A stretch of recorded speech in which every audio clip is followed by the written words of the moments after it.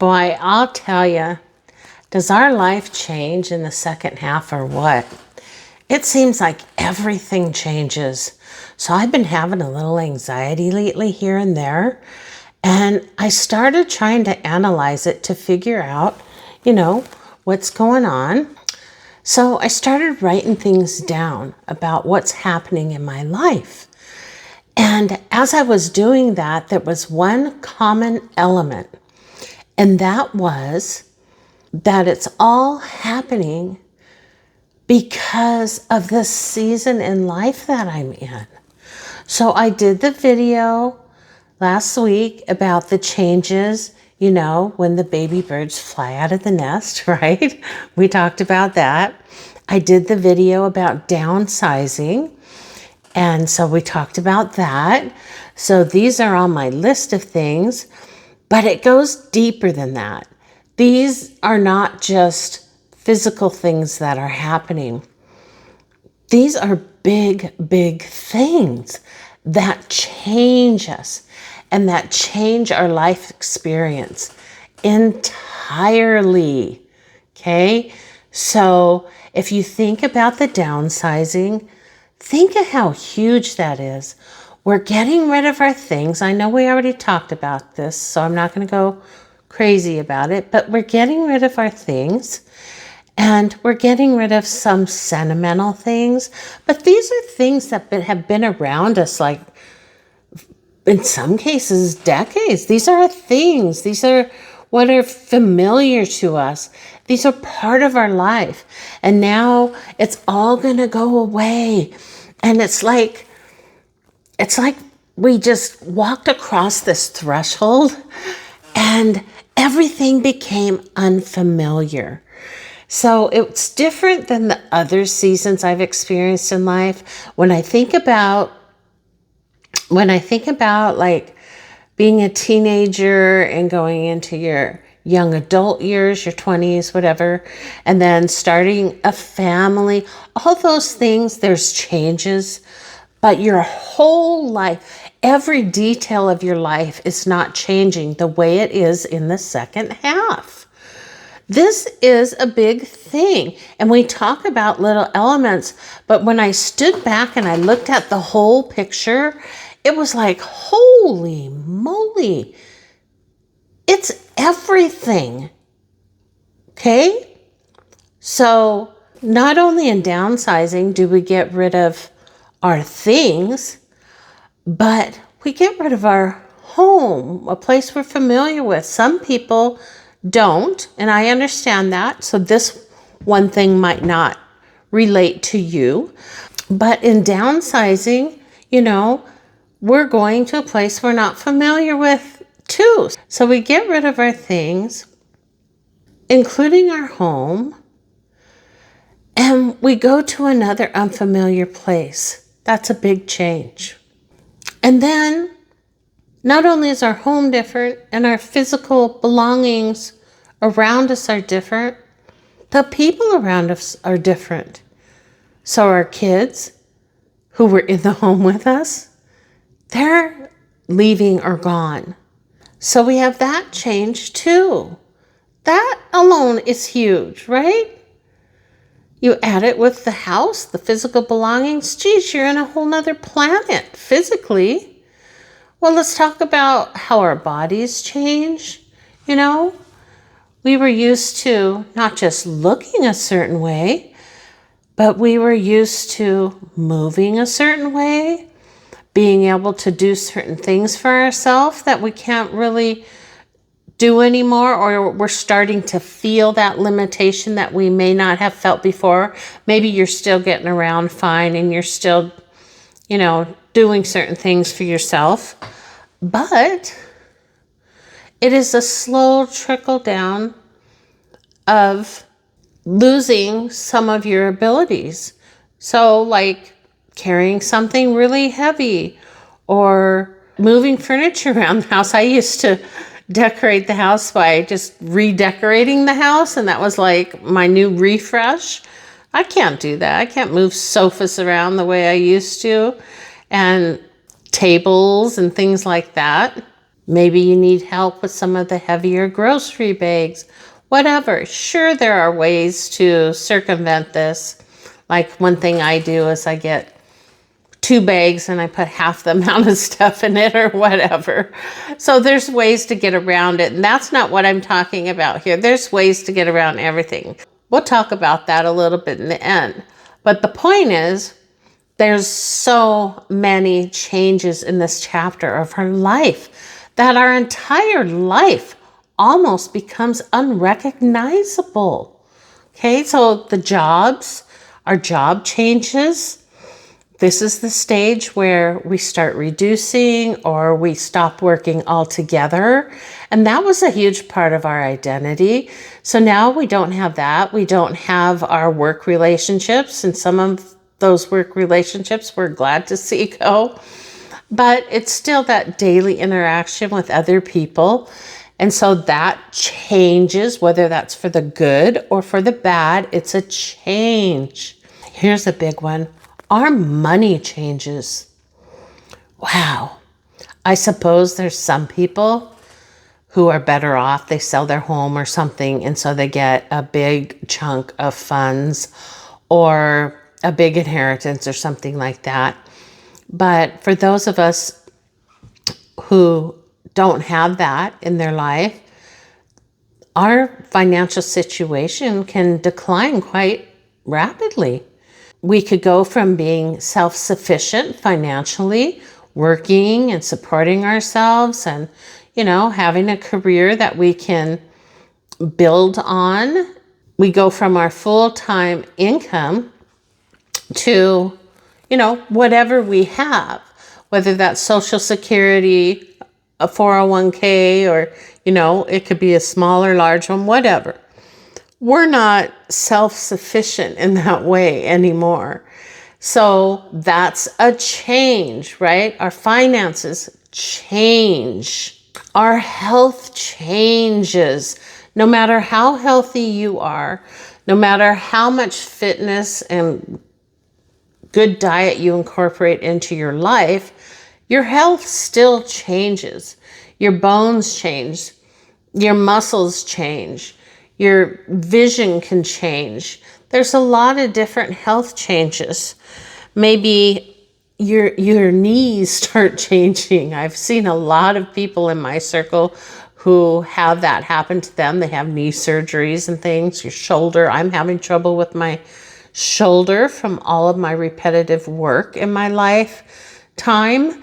And so all these little things come about, health scares. Boy, you feel a little pain in your chest when you're younger and you have indigestion and you're thinking, I can't eat that anymore.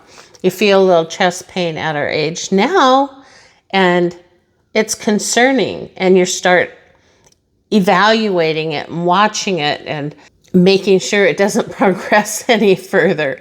So health is a big change. Our bodies change, physically with appearance and everything, but our health also changes.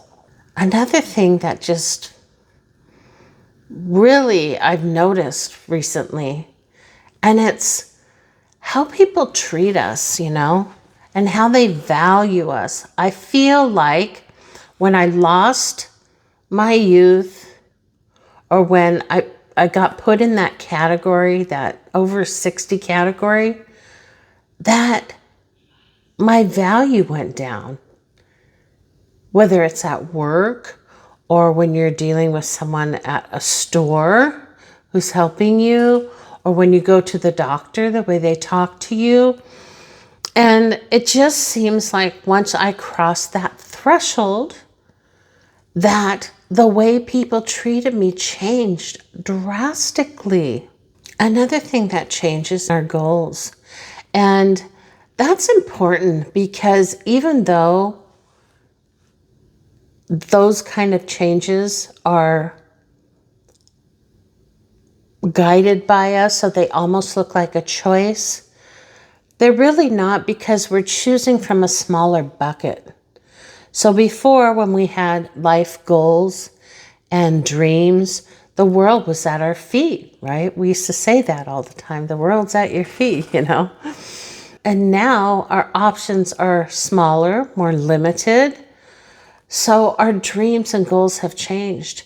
And in some ways, that's very difficult to let that go because you feel like in your earlier years, you're in more control of your life. You're in more control of your destiny to where now, whatever it is, say my goal, like I shared with you, to get my PhD, well, that's just silly now. It's not going to happen. It's not going to happen because of my cognitive abilities. I tried. And so letting all that go can be difficult. So knowing, okay, my nest is becoming empty. I'm moving, my funds, all these things that you look at. And so what are my options? Well, those are limited. I can't just go get a better job or, in my career because that's kind of over. Employers, like we talked about, they see you differently. Your value has changed. So all these are real things. You pack them all together. And it's quite a punch. Here's another thing, is our desires change, right? So maybe in the past, my desires were to get the family together, go on a Disneyland trip, or on the weekend, go hiking, or go out in a boat, go camping, all these things. Well, that sounds exhausting now. That sounds too difficult now. And I don't have the team behind me in my home to help me do those things. So when I'm looking at options, all of those have changed. My options now are things that I would do without my children, or things I do with friends maybe, or alone. And that's a big change because our lives were so full as moms and in our child rearing years of just creating, all this fun, weekend fun, vacation fun, after school fun, evening fun, whatever. So those kinds of desires have changed, and the homemaking desires have changed, which was a huge part of my life, something I really love to do. And yes, I can create my own little nest wherever I'm at for me. And I get that, but it's still different. It's still different when your mind is always thinking one direction. And now, after doing that for 20 years, you're having, well, in my case, like 40 years. God, more than that. I had my first at 19, and my last child I had at age 41. So from 19 to 60, 40 years. So I lived one way, and now stepping over the threshold, I'm going to be living an entirely different way. And the things that I value, the things that I want to do are going to be entirely different, right? So that's another change. And out of habit, I still think that way because I've been doing it my whole life. So I have to come up with new ideas. And the things that look appealing to me are different. So I have to kind of learn how to think about them and learn how to live that way. It is different. Another thing is fears about the future. So fears about the future in the other chapters of life were more like, what am I going to do with my life? Will I ever get married and have kids? Will I get that promotion? Financial fears. Those are all kind of growth-oriented fears to where in this chapter, they're more like declining fears. Am I going to get sick? Am I going to get immobilized? For me, when I was in the wheelchair, I always have that fear. Am I going to go back into a wheelchair? Terrifying. So there's all of these fears that I didn't have in the other chapters of my life. So all of that is new too. So time has changed too. In some ways it's positive. In some ways it's not so positive. when you're younger, you have all the time in the world. We talked about that on the last video about the ruler of life, right?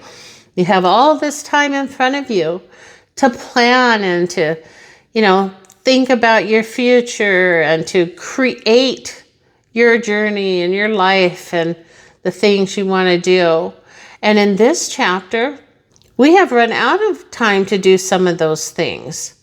The way we look at time is different. There's almost this feeling constantly looming that we're running out of it. I feel that anyhow. I can't speak for you, but I feel like when I think of things, I think of how much time can I accomplish that, or what should I spend my time on to make it count, to make it really count. So the way we see time, the way we experience time has changed drastically. Now, in some ways, I feel like we get back some time. We're not spending all that time on the kids and their needs and their things. We're reducing jobs and the time spent there. So that buys back some more time for us. And, if you retire, of course, you get a lot more time back. But somehow, all of that seems to move quicker because of the spot on the ruler that we're at. And that's a big deal because time, the future, is linked to hope. So when you lose that time, you automatically can lose some hope, lose some dreams, lose some goals, because that time is just not there. It's always looming. It always has to count. You always have to pick the thing that's going to benefit you or those around you the most. So I've covered a lot, and I've probably missed a zillion things. I wish there was feedback, we have the comment section, but I just wish I could hear what you're thinking right now. Like, what did I leave out? Because there's so much. So when you wrap this all up into a big ball, no wonder I'm waking up at 3 a.m. Are any of you doing that too? I mean, my golly, life changes in this chapter. It is so huge. It is like everything we've known, everything we've become accustomed to, every pattern in our life, everything we're familiar with in our life, all of that changes. And for some people, it changes for the better. For others, maybe not so. But still, it's different. They say that even one change in your life can affect you so much. And then in this chapter, pretty much everything is upheavaled. It's entirely different. And no one really teaches us how to cope with that. No one really talks about it as a whole package. It's huge. And I'm really seeing it now, especially doing these kinds of videos, because I'm thinking about things that are affecting me. And I think about them in singularly or whatever, because it's one thing that's bothering me or one thing that's affecting me. But then it snowballs and you start looking at them. They're all interconnected. And they're all happening. With all of that doom and gloom that I just presented to you, let's talk about what we can do with that. Because this is so big and so life-altering. I think that I touched on that in the beginning, like it's a new chapter and it's scary. It's different, and it's like a big storm came through and just wiped our lives away, and we're starting over in so many ways. But I've always said that, you can see it that way or you can see it as a new beginning. Not everything transfers to that. But I remember this job I had, and I had been at it for, I think, 7 years. And I guess I liked the job, but I was burnt out, you know. I had 2 young kids at home and 3 other under 15. So I was tired. And I remember when that job came to an end, they gave me a lot of warning, so I had a lot of time to think about it. And everybody around me kept saying, oh my God, I'm so sorry. You're going to lose your job, you know. And what are you going to do now? And oh my God, this is horrible. This is devastating. I didn't feel that way inside. I felt like it was just a new chapter in my life. And that last day, I grabbed my box and I put all my desk stuff in it, you know, all my belongings that I had at work in my office. And I grabbed that box and I said goodbye to everyone. And I walked out the door. And I remember just standing there for a second and looking up to the sky. And I said, wow, there is a whole world out here. And I am no longer confined by those doors. I can do anything that I want to do. And it didn't feel horrible. It felt amazing. It felt like a new beginning. So that's kind of how I'm trying to approach all this. With the help of you guys. You're always so positive in your comments. And it really does encourage me. And it really gives me great ideas and insights. You're so awesome for sharing. And I'm trying to think of it that way, you know. I won't have this big house weighing me down. I'll slow down because my health's declining. So, you know, I'll slow down. I'll have new relationships with my kids when they have children, when they get married. That's all a new opportunity for new people in my life. I will have a new home to decorate. It may not be like the one I have, but that's okay. I still get to go through that process, which is always fun for me. So I'm trying to look at things that way. So if any of you out there are stuck, which I know you are, because I've seen other videos of people who express the pain of this stage in our life, which is why I wanted to talk about it, then maybe there's a different lens you can look through. I don't know. It can feel hopeless, but that's the only way I can think of to get through it. But we shouldn't ignore it. And I just wish, you know, honestly, I've never heard anyone talk about the whole package and the whole life change that happens. There should be a whole book on that. And each one of these should be a chapter. And I'm not writing it. So if anyone's listening, write a book about this. This is so good.